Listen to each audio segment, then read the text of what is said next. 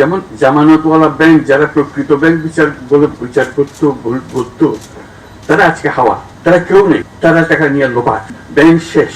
আর micro credit পরিসংখ্যান আপনারা পয়সা কেউ মারে নাই, কেউ পালিয়ে যায় নাই। তার মধ্যে কি অভাব আছে যেটা সমবায় ব্যাংকে ছিল, এদের কাছে নেই।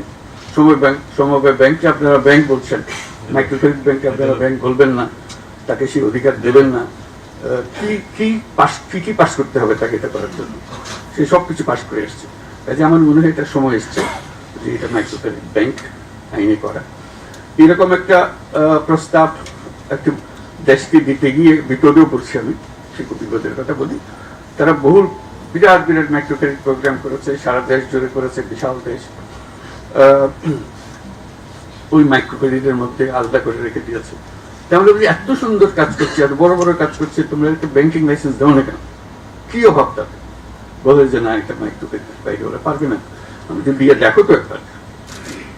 তো সেটার থেকে প্রস্তাব দিলাম যে অন্তত 10টা top bank micro credit organisation, যেগুলো তোমরা ইতিমধ্যে লাইসেন্স দিয়েছো মাইক্রো ক্রেডিট অপারেট করার জন্য, এগুলো বিশাল আকারে করছে, তাদেরকে পরীক্ষামূলকভাবে লাইসেন্স দাও, ব্যাংকিং লাইসেন্স।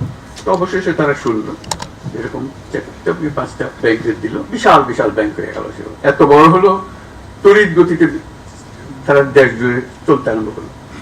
আমি তাড়াতাড়ি বললাম যে তুমি লাইসেন্স দিয়েছো, ভালো করেছো, কিন্তু একটা কথা খেয়াল করো নাই, আমি তো মাইক্রো ক্রেডিট ব্যাংক করতে বলেছিলাম, তোমরা তো কনভেনশনাল ব্যাংক বানিয়ে ফেললে। লাইসেন্স ফুল ব্যাংকিং লাইসেন্স দিয়ে, এটা মাইক্রো ক্রেডিট ব্যাংকিং লাইসেন্স, এই কাজ ছাড়া সে অন্য কাজ করতে পারে।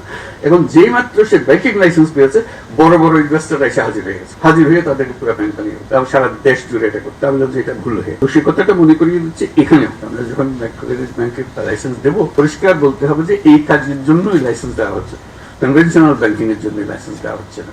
আমরা মানুষকে টাকা দিই বিশ্বাসের ভিত্তি, তার মাঝখানে আর কিছু নাই। তো বলে যে না, এটাকে হয় নাকি এরকম বিশ্বাসের ভিত্তিতে আপনি তো অল্প অল্প টাকা দিতে পারবেন, বড় বড় টাকা দিতে পারবেন?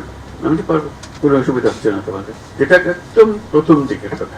এরপরে তো অনেক কিছু হয়ে গেল, বড় টাকা, কত বড় টাকা চান, সেখানেও কোনো জামানত, কোনো বিষয় নাই। এত যে পরিসংখ্যান দেখছেন, এগুলো সব জামানতবিহীন। এটা মজার কথা হলো, ঠিক এমন সময় আমরা আলাপ করছি, ভাগ্যের পরিহাস।